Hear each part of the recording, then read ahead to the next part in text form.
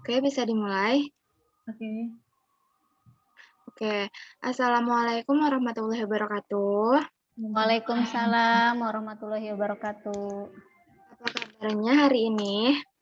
Alhamdulillah Masih semangat sehat. mengikuti IHT-nya? Masih, Bu. Masih, Bu. Alhamdulillah kalau masih semangat. Ada yang tahu, ada yang ingat ini hari keberapa kita melaksanakan IHT? Hari keempat ya, hari keempat. Ya. Ya, benar sekali. Hari ini hari keempat. Jangan bosan-bosan ya. Harus tetap semangat. Oke, sebelum memulai, alangkah baiknya kita membaca doa dulu ya. Iya. Oke, siapa yang mau membaca doa, memimpin membaca doa? Bu Nani? Boleh, boleh. Baik, Bu. Oke. Teman-teman, sebelum kita mulai kegiatan ini, mari kita berdoa menurut agama dan kepercayaan masing-masing. Berdoa dimulai. Selesai. Oke, alhamdulillah sudah selesai membaca doanya. Biar makin semangat lagi, biar terbakar semangatnya di pagi hari, biar enggak loyo, biar enggak ngantuk, boleh kita ice breaking dulu ya. Ice breaking-nya akan dipimpin oleh Ibu Ike. Oke, baik. Jadi ice breaking-nya ketika saya misalkan bilang selamat pagi, jawabannya pagi, pagi, pagi, luar biasa. Oke. Oke, baik. Kita coba ya. Oke. Semangat pagi. Pagi, luar biasa. Oke, terima kasih. Diserahkan kembali kepada Bu Lia. Oke, terima kasih Bu Nani sama Bu Ike yang sudah memimpin membaca doa dan ice breaking-nya ya. Oke, lanjut saja. Saya izin share screen dulu ya. Baik, ya, Ibu. Oke, di sini kita akan, pertemuan kali ini kita akan membahas capaian pembelajaran. Oke, di sini ada tujuannya, di mana peserta dapat memahami konsep dan ruang lingkup capaian pembelajaran. Nah, yang kedua, peserta dapat memahami fase dalam capaian pembelajaran. Nah, itu tujuannya. Terus di sini juga ada kesepakatan bersama. Yang pertama itu ada saling menghargai satu sama lain. Nah, tepat waktu. Misalnya kita mulai IHT-nya jam 8. Jadi diusahakan jam 8 semuanya sudah masuk ya. Sudah pada kumpul semua karena masa pandemi kayak gini. Jadi jam 8 kita sudah mulai ada di Zoom meeting ini. Oke? Ya, baik, Bu. Jangan sampai telat, karena kalau telat juga kan bakal mengurangi poinnya ya. Ya. Oke, terus saat ada yang berbicara, yang lainnya silahkan mendengarkan. Oke ya, jadi biar paham, biar kalau saat ada yang menjelaskan, terus kalau yang lainnya ikut mengobrol, tiba-tiba tidak paham, kan gawat juga ya. Nanti ilmunya ada yang ketinggalan. Oke, yang terakhir berpartisipasi aktif. Nah, karena keaktifan sendiri memiliki nilainya ya. Oke, bisa disepakati ya? Iya, Bu. Oke, lanjut. Di sini ada mulai dari diri. Ada pertanyaan nih. Bagaimana Bapak atau Ibu merumuskan tujuan pembelajaran pada mata pelajaran yang Bapak Ibu ampu dalam proses kegiatan belajar mengajar KBM selama ini?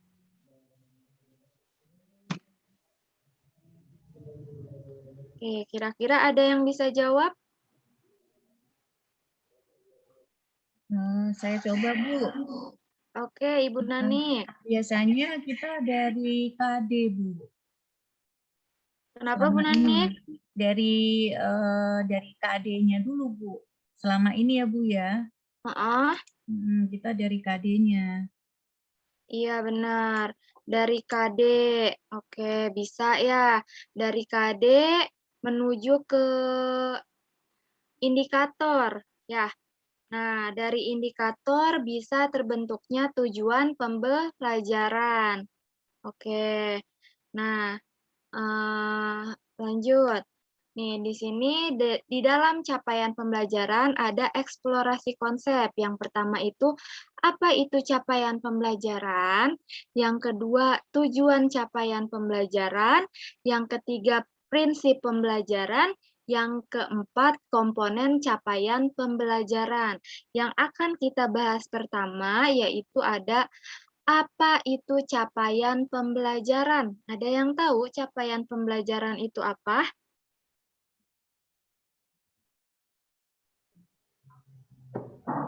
Izin untuk berpendapat ya, Bu. Oke, Ibu Ike. Jadi capaian pembelajaran itu capaian apa ya?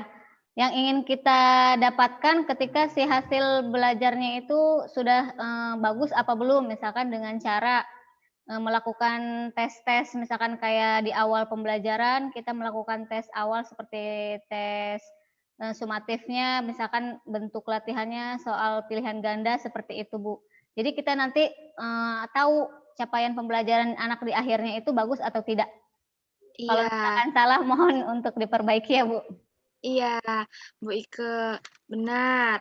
Nah, capaian pembelajaran itu juga dikenal dengan istilah learning active achievement, terus achievement standar atau learning outcome. Nah, secara sederhana bisa didefinisikan sebagai kompetensi pembelajaran yang harus dicapai peserta didik pada setiap tahap perkembangan peserta didik untuk setiap mata pelajaran pada satuan pendidikan dasar dan pendidikan menengah. Capaian pembelajaran memuat kumpulan kompetensi dan lingkup materi yang disusun secara komprehensif dalam bentuk narasi. Nah, ini yang dimaksud dengan capaian pembelajaran. Oke, Ibu Rosi baru masuk ya, Ibu Rosi ya? Oke, lain kali datangnya tepat waktu ya, Bu Rosi ya. Oke, nggak apa-apa. Bisa dilanjut lagi. Oke, yang pertama kita sudah mengetahui capaian pembelajaran. Nah, dari eksplorasi konsep itu, sehabis tahunya capaian pembelajaran, kita akan masuk ke tujuan capaian pembelajaran. Nah, tujuan capaian pembelajaran itu ada tujuan pembelajaran PAUD dan tujuan pembelajaran tingkat SD dan SD sampai SMA. Nah, yang pertama ada tujuan capaian pembelajaran PAUD. Tujuannya itu, pembelajaran di PAUD adalah pembelajaran yang mengintegrasikan semua aspek perkembangan anak dengan penekanan pada kesejahteraannya. Nah, tujuan capaian pembelajaran di PAUD adalah memberikan arah yang sesuai dengan usia kembang anak, nilai agama, fisik, motorik, emosional, bahasa, dan kognitif, agar anak siap mengikuti jenjang pendidikan selanjutnya. Karena biasanya di PAUD kan emang dilatih emosionalnya seperti apa, motoriknya seperti apa, ya kan ya Bu ya? Nah, setelah dari PAUD, kita lanjut ke tujuan pembelajaran tingkat SD sampai SMA. Nah, capaian pembelajaran menunjukkan kemajuan belajar yang digambarkan secara vertikal dari satu tingkat ke tingkat yang lainnya, serta didokumentasikan dalam satu kerangka kualifikasi. Selain itu, capaian pembelajaran juga harus disertai dengan kriteria penilaian yang tepat yang dapat digunakan untuk menilai bahwa hasil pembelajaran yang diharapkan telah tercapai. Nah, terus capaian pembelajaran bersama dengan kriteria hal tersebut mengidentifikasi capaian pembelajaran sebagai tujuan pembelajaran yang terukur. Jadi, untuk menentukan capaian pembelajaran, kita juga harus menilai kriteria anak. Biasanya kan kriteria peserta didik itu berbeda-beda kan. Nah, dari kriteria itu bakal dihasilkan capaian pembelajarannya. Nah, sehingga dapat disimpulkan bahwa capaian pembelajaran kedudukannya sangat penting dalam pelaksanaan penilaian. Karena kita harus tahu, pertama, karakteristik anak seperti apa. Nah, setelah mengikuti pembelajaran, kita gali dengan soal-soal, nanti kita bakal tahu capaian pembelajaran anak itu seperti apa. Oke, pencapaian-capaian pembelajaran hanya dapat diidentifikasi setelah siswa mengikuti proses pembelajaran melalui penilaian dan harus dapat didemonstrasikan dalam kehidupan nyata. Oke, selanjutnya di sini ada diskusi kelompok. Oke, di sini saya bakal ngebuat 2 kelompok. Kelompok pertama akan membahas tentang prinsip pembelajaran, kelompok kedua akan membahas komponen capaian pembelajaran. Nah, kelompok pertama itu ada Ibu Nanik sama Pak Dwi. Pak Dwi-nya tidak ada ya? Sudah ada belum Pak Dwi? Belum hadir. Belum hadir ya? Bu Rosi ada nggak Bu Rosi? Bu Rosi tadi udah masuk ya, apa keluar lagi? Oh iya, Bu Rosi keluar lagi ya, kemana Iya, ini ya? kayaknya jaringannya kayaknya Bu kurang bagus. Oh iya, oke. Kelompok 1 itu ada Ibu Nani, kelompok 2 itu ada Ibu Ike ya. Nanti Ibu Nani kalau Pak Dwi-nya ada silahkan diskusi sama Pak Dwi. Bu Ike nanti kalau Bu Rosinya ada silahkan diskusi dengan Bu Rosi ya Bu. Ya, baik Bu. Oke, saya kasih waktu 20 menit kira-kira cukup. Cukup, insya Allah. Oke, kalau cukup silahkan diskusi bersama kelompoknya ya.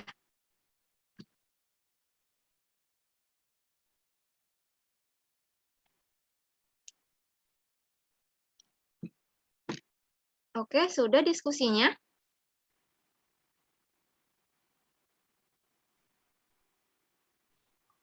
Sudah, Bu? Sudah. Ya, sudah Bu.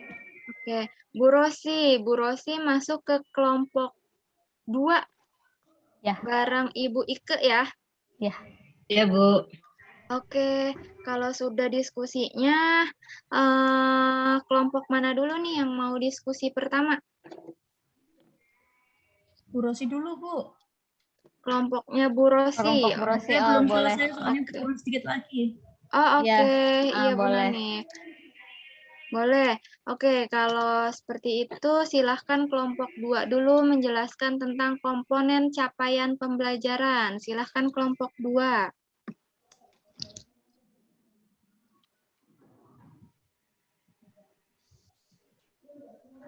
Bu Rosi, apa mau saya dulu, apa Ibu dulu?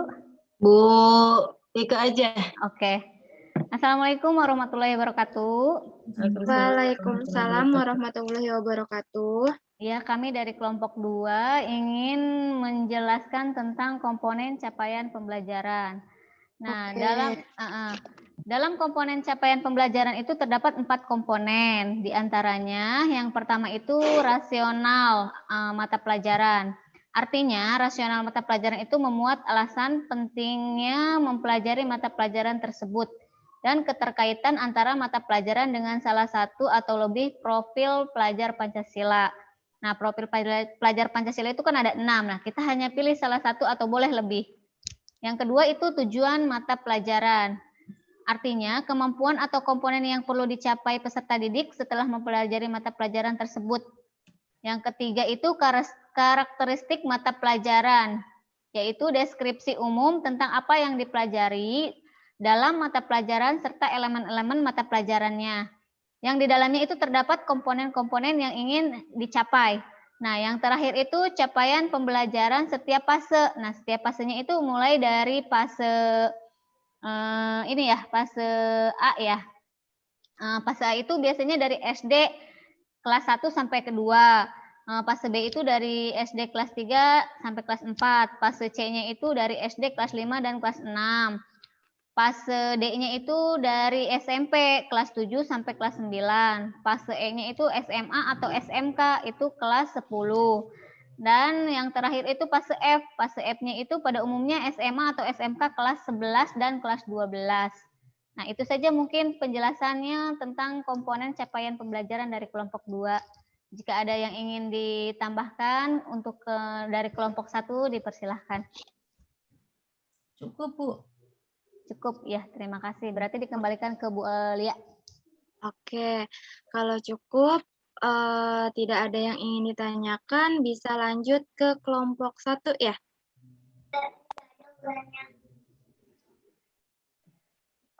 Bu Lia, mohon maaf ini kok jaringan saya kurang bagus ya Bu untuk menampilkan ya Bu ya.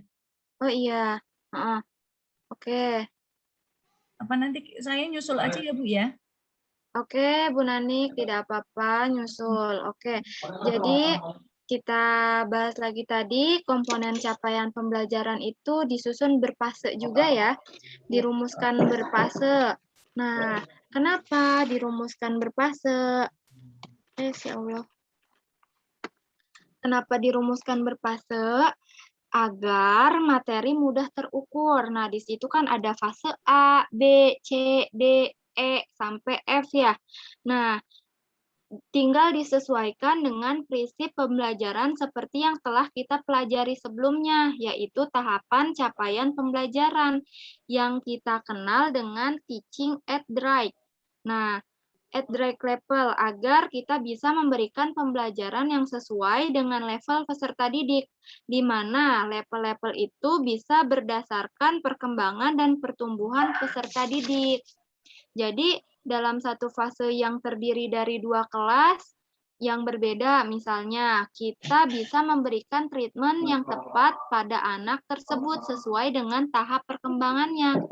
Kayak kelas 1 sama kelas 2 itu adanya di fase B.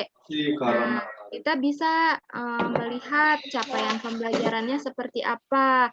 Lanjut ke fase E, lanjut ke fase F, di mana di fase F itu di kelas untuk kelas 11 dan kelas 12 pada SMA ya. Oke, paham sampai sini tentang komponen capaian pembelajaran? Yang ke dapur, iya Bu, sudah paham. Oke, kalau sudah paham, gimana Bu Nanik bisa?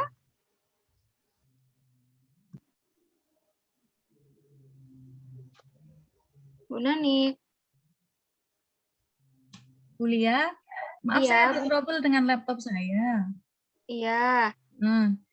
Nanti saya kirim ke Ibu aja ya. Mohon diperiksa nanti. Oke, Bu Nanik. Oke, kita lanjut saja ya. Iya, baik Bu. Oke, itu tadi adalah diskusi kelompoknya. Nanti silahkan dikirim ya, Ibu Nanik, tugasnya. Iya, Nah, baik Bu. oke, tadi kita sudah diskusi tentang prinsip capaian pembelajaran dan komponen capaian pembelajaran ya. Nah, agar pemahaman kita lebih mantap lagi, lebih mendalami lagi dengan tentang capaian pembelajaran, selanjutnya Bapak atau Ibu akan mengerjakan tugas mandiri. Lembar kerjanya sudah saya kirim lewat via WhatsApp ya. Nah, di sini ada kegiatan menentukan gambar aktivitas pembelajaran. Nah, di situ lembar kerjanya sudah saya kirim. Yang pertama, pilih satu fase yang sedang Bapak atau Ibu ampu dalam dokumen capaian pembelajaran pada materi atau program keahlian yang Bapak Ibu ampu. Pilih fase E untuk guru program kejuruan. Di sini ngajar mata pelajaran apa aja, Ibu-Ibu? IPAS. Oke, kalau semuanya mengajar mata pelajaran IPAS, berarti ngambilnya yang capaian pembelajaran kejuruan ya. Baik, Bu. Iya, baik, Bu.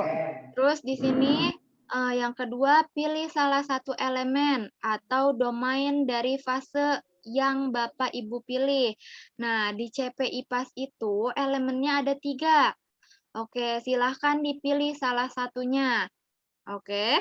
Yang ketiga, cermati kompetensi yang ingin dicapai pada satu elemen atau domain yang telah Bapak Ibu pilih tadi. Yang keempat, tentukanlah gambar aktivitas pembelajaran dari masing-masing kompetensi yang diinginkan dan dicapai pada elemen atau domain tersebut.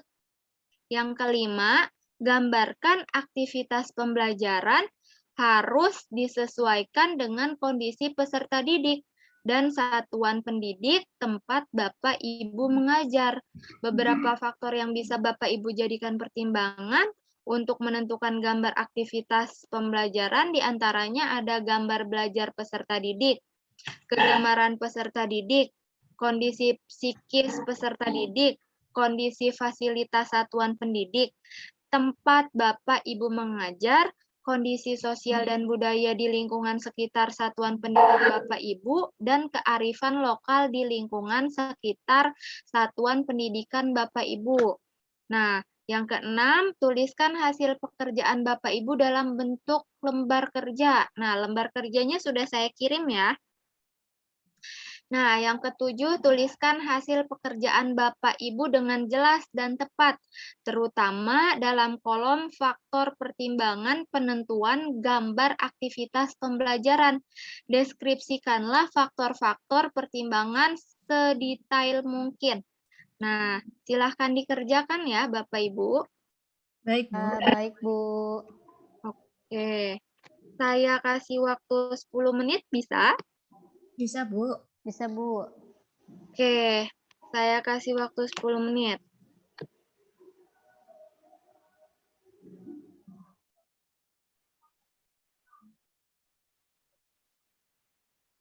Bagaimana? Sudah selesai? Sudah, Bu. Oke, sudah selesai. Bu Nanik, silahkan dijabarkan, dipresentasikan Bu Nanik. Boleh, Bu. Oke.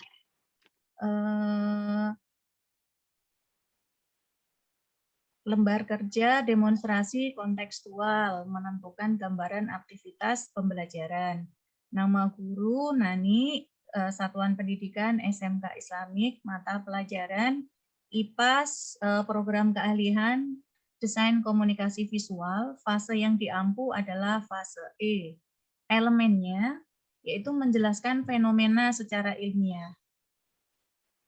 Kompetensi yang akan dicapai adalah menunjukkan kemampuan dalam memahami dan membuat informasi tentang keterkaitan makhluk hidup yang terdiri dari manusia, tumbuhan, dan hewan yang saling bergantung pada lingkungannya. Gambaran aktivitasnya adalah peserta didik secara spiritual dan menghargai makhluk hidup ciptaan Tuhan Yang Maha Esa, serta menunjukkan sikap bertanggung jawab terhadap kelangsungan makhluk hidup. Yang kedua, gambaran aktivitasnya adalah peserta didik mencari dari berbagai sumber terkait interaksi tentang keterkaitan antar makhluk hidup di lingkungan. Yang ketiga, yaitu aktivitasnya peserta didik mempraktekkan hubungan antar komponen dalam lingkungan dalam kelompok. Kemudian yang keempat, aktivitasnya adalah peserta didik mampu menyampaikan hasil pengamatan tentang hubungan antar komponen dalam lingkungan bersama dengan kelompoknya. Nah, faktor pertimbangan penentuan gambaran aktivitas pembelajarannya yaitu yang pertama, gaya belajar peserta didik, kemudian ketersediaan bahan literasi, kemudian asal daerah tinggal siswa, kemudian sarana dan prasarana pembelajaran, yang terakhir adalah kegemaran peserta didik. Ini hasil dari kelompok kami ya, Bu. Mohon dikoreksi, Bu. Oke, sudah benar ya. Bagaimana Bu Ike sama Bu Rosi mau menanggapi? Kalau dari saya cukup, Bu. Sudah paham yang cukup. disampaikan Bu Nani. Oke, sudah paham ya. Oke. Kalau sudah paham, apa ada yang ingin ditanyakan lagi? Cukup, Bu. Cukup, oke. Kalau cukup, ada yang bisa menyimpulkan dari pertemuan hari ini? Ibu Rosi?